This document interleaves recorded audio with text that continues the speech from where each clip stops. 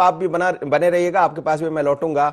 इस वक्त मेरे साथ जुड़ रहे हैं पूर्व मंत्री ऐंदल सिंह कंसाना जी और साथ ही ब्रजेंद्र सिंह राठौर जो पूर्व मंत्री थे। दोनों लोग मेरे साथ इस वक्त मौजूद हैं, दोनों से ही बात करूंगा। ब्रजेंद्र जी, क्या तैयारियां हैं? कहा जा रहा है कि उपचुनाव में एक पूरा चक्रव्यूह तैयार कर रही है कांग्रेस, और बात यह भी है कि एक तो मैसेज भी देना है जनता के बीच में, दूसरा बदलाव भी देखना है, बदलाव भी करना है, बदला भी लेना है, क्योंकि जिस तरह से कांग्रेस के लोग छोड़कर आज भारतीय जनता पार्टी में चले गए और उपचुनाव की हम दहलीज पर खड़े हो गए। देखिए, जहां तक कांग्रेस का सवाल है, हम लोग अभी, हमारी प्राथमिकता उपचुनाव नहीं है जी। हमारी अभी प्राथमिकता इस बात की है कि जो हमारे मध्य प्रदेश के हजारों लाखों की संख्या में मजदूर बेसहाय बाहर फंसे हुए हैं, जिनकी सरकार कोई सुध नहीं ले पा रही थी, जो नंगे भूखे प्यासे 500-500 किलोमीटर दूर पैदल चल के जो है बच्चों को कंधे पे रख के, सामान सिर पे रख के और पैदल चलने पे धूप पे मजबूर हैं, उनको अपने मध्य प्रदेश में उनके घर वापसी हम करा पाए।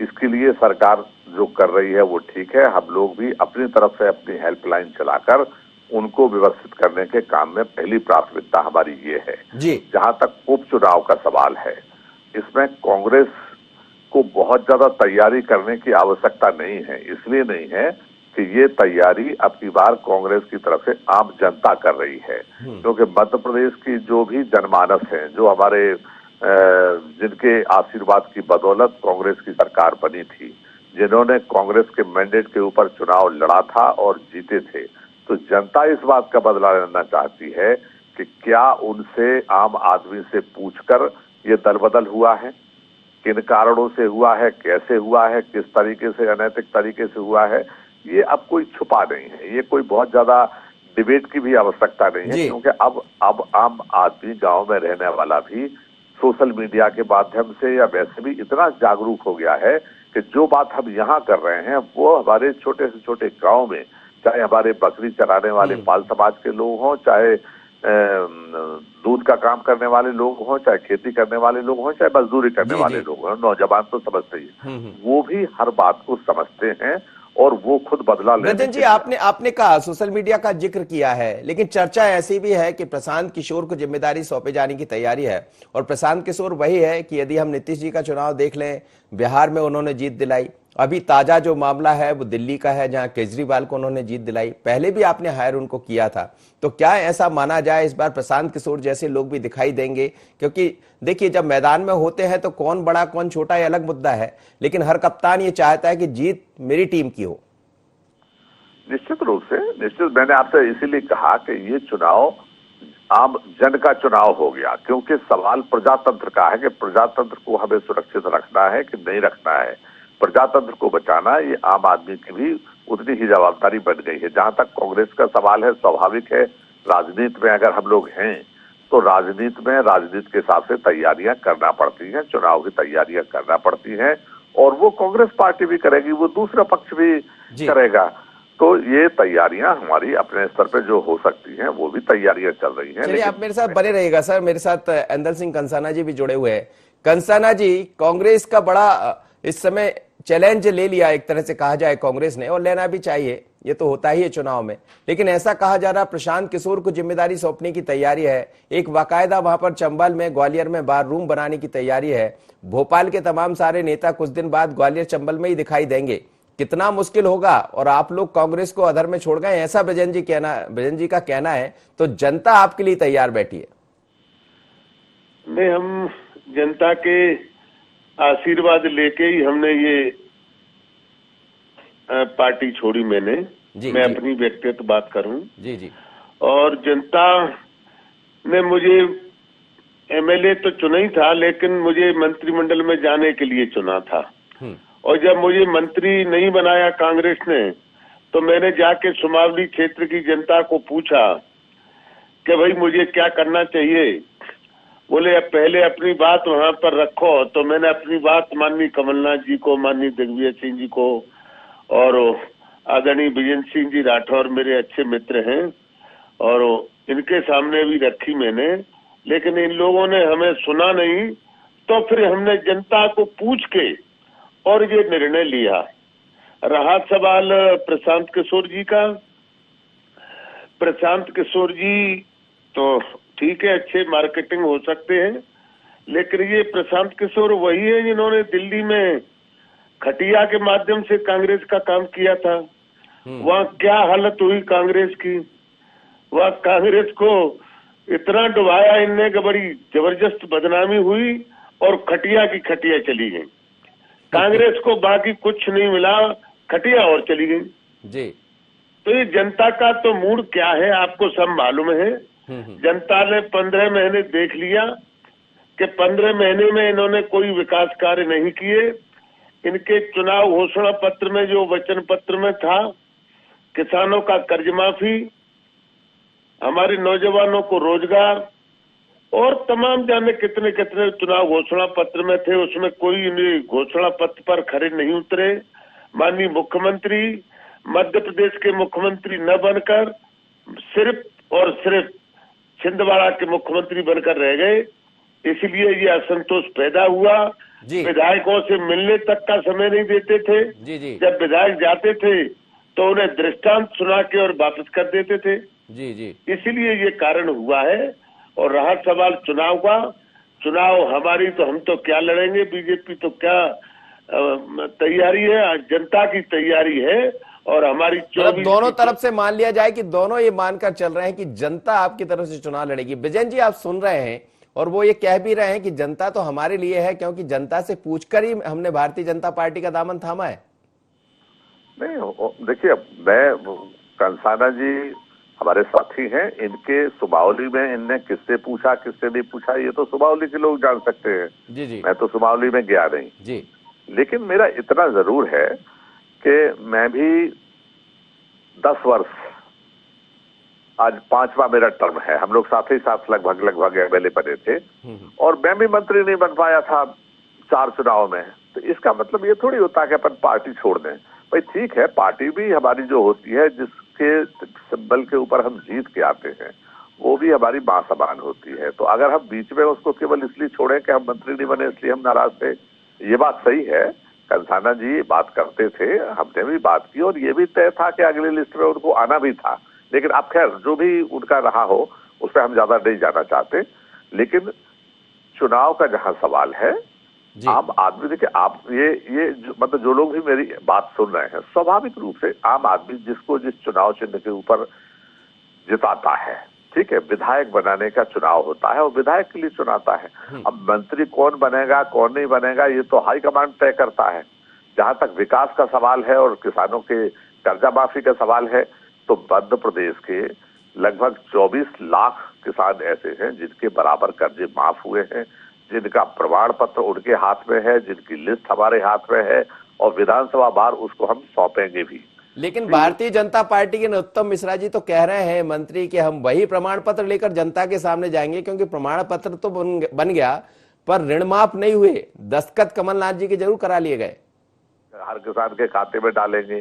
प्रधानमंत्री जी ये भी कह रहे थे कि 2 करोड़ नौकरियां हम जो है हर साल नौजवानों को देंगे, हम काला धन वापस हिंदुस्तान में लेके आएंगे, नोटबंदी करेंगे तो काला धन वापस आ जाएगा। ये एक नहीं अनेकों बात हो रही थी। जब सर्जिकल स्ट्राइक होती है तो फिर सेना की जवाबदारी नहीं, सेना को श्रेय नहीं जाता है, भारतीय जनता पार्टी के नेता श्रेय लेते हैं। जब मजदूरों में लाठियां गलती हैं, पिटाई होती है, तो फिर वो श्रेय जो है वो प्रशासनिक उस पर चला जाता है कि प्रशासन की गलती है। तो वो कहने में और करने में जो अंतर है वो एक अलग विषय है। हमारे प्रदेश के मुखिया माननीय कमलनाथ जी जो हमारे पार्टी के अध्यक्ष हैं, बराबर विकास का काम मध्य प्रदेश में किया है। और ये हम नहीं, आप गोविंद राजपूत जी का भाषण सुन लीजिए, आप महेंद्र सिसोदिया जी का भाषण सुन लीजिए, इमरती देवी जी का भाषण सुन लीजिए, मध्य प्रदेश के लोगों ने सोशल मीडिया पर भी चल रहा है, सुना भी, यही सब वो कहने वाले हैं कि इतना विकास जितना 15 महीने में हुआ 15 साल में भाजपा में नहीं हुआ था। और हमारे मित्र जो है जो कंसाना जी हैं, हमें तो डर ये है कि कहीं ऐसा ना हो भाषण देते देते में ये कांग्रेस की वकालत कर दें, क्योंकि कंसाना जी ऐसा तो नहीं हो जाएगा जैसा कह रहे हैं ब्रजेंद्र प्रताप जी।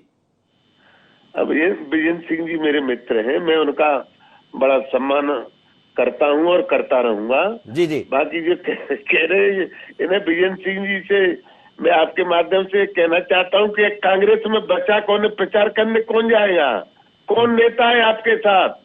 आप देखिए हमारे कांग्रेस के पूर्व राष्ट्रीय अध्यक्ष राहुल गांधी जी ने कहा था कि किसानों का 10 दिन में कर्जा माफ करेंगे, और 10 दिन में कर्जा माफ नहीं हुआ तो हम मुख्यमंत्री को बदल देंगे।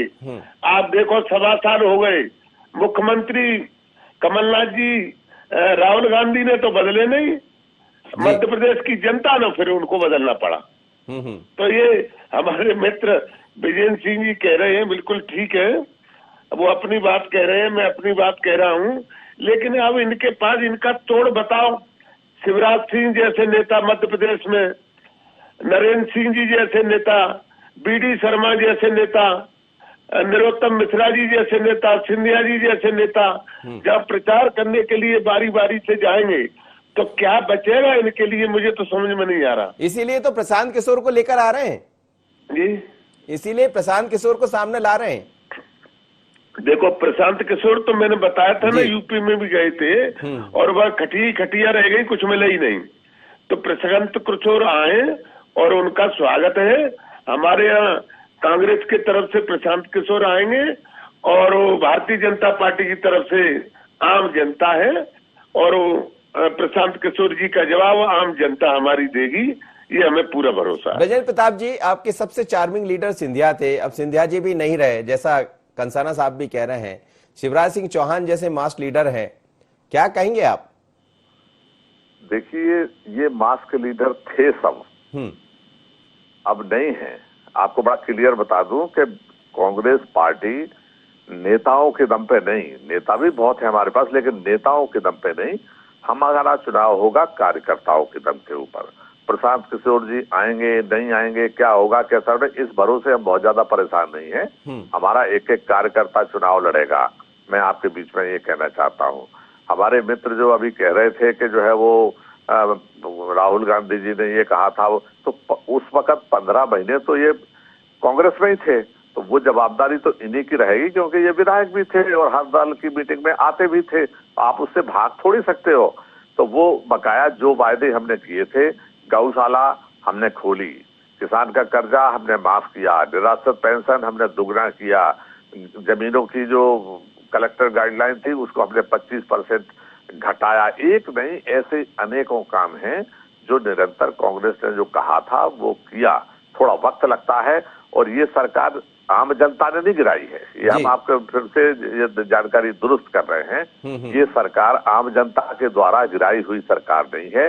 ये सरकार केवल 22 लोगों ने अनैतिक तरीके से, क्या कारण है अब उस पर मैं नहीं जाना चाहता, लेकिन अनैतिक तरीके से गिराई हुई ये सरकार है। इसीलिए आम आदमी, मध्य प्रदेश का जो आम मतदाता है, वो बदला लेने के तैयार बैठा है कि गलत तरीके से अगर आप गिराओगे तो सुधार करना हमको आता है, और ये बदला वही लोग। लेकिन ब्रजेंद्र जी, जो वायदे कर ये लोग आए होंगे, 22 लोग आए होंगे, जैसा कंसाना जी भी कह रहे हैं कि हम वही कहकर आए थे कि 1 महीने में कर्जा माफ कर देंगे, राहुल गांधी जी ने कहा था, वो हम कर नहीं पाए। जनता से जो वायदे किए थे वो 15 महीने में हम कर नहीं पाए। हमें मंत्री बनाने की बात कही थी, नहीं बना पाए। यही सब बातें लेकर तो हम जनता के सामने जाने वाले हैं, और आप भी वही कह रहे हैं, तो जनता बात किसकी मानेगी? जनता सच्चाई की बात मानेगी। जहां तक नेताओं का सवाल है, मैं आपसे ही एक दृष्टांत देता हूँ। जी। और अभी हाल ही में रामायण और महाभारत चल रही थी। मैं आपसे पूछता हूँ, कितनी बड़ी सेना थी एक तरफ और गिने चुने लोग थे एक तरफ जी, लेकिन रिजल्ट क्या आया था? सच की जीत हुई थी। पांडवों की हुई थी कि कौरवों की हुई थी? आप रिजल्ट बता दीजिए। देखिए, जीत सच की हुई थी, सच्चाई की हुई थी। जी। तो सच्चाई पे हम खड़े हैं। इसलिए जवाब वही जाएगा जो हम कह रहे हैं, वो आने वाले कल में पता लग जाएगा। कितना भी प्रशासन का दबाव, मैं आपसे पूछता हूँ कि अगर एक कांग्रेस का कोई क्षेत्र में जाता है तो मुकदमा दर्ज हो गया दतिया में, और लोग खुलेआम जो है वो भाषण दे रहे हैं, मीटिंगें कर रहे हैं। इंदौर में कल देख रहा था, सिलावट जी की रैली चल रही थी, तो मंदिर खोल के पूजा हो जाती है। तो उज्जैन में, महाकाल में लोगों को दर्शन करा दिए गए। तो एक तरफ वो हो रहा है, तो क्या आम आदमी इस बात को देखता नहीं है? क्या वो मन में इससे तय नहीं करता है कि हमें किस लाइन पे जाना है? अब मुख्यमंत्री जी को तो अब कोई गंभीरता से लेता नहीं वर्तमान को, आप भी जानते हो, सबको पता है कि जैसे ही शुरू होना है क्या बोलना है। प्रधानमंत्री जी को थाली ताली बजवाने से फुर्सत नहीं है, इनको केवल बातें करने से वो नहीं है। रिजल्ट तो कुछ आता नहीं, और रिजल्ट आता होता तो लाखों किसानों में डंडे नहीं पड़ते पुलिस के।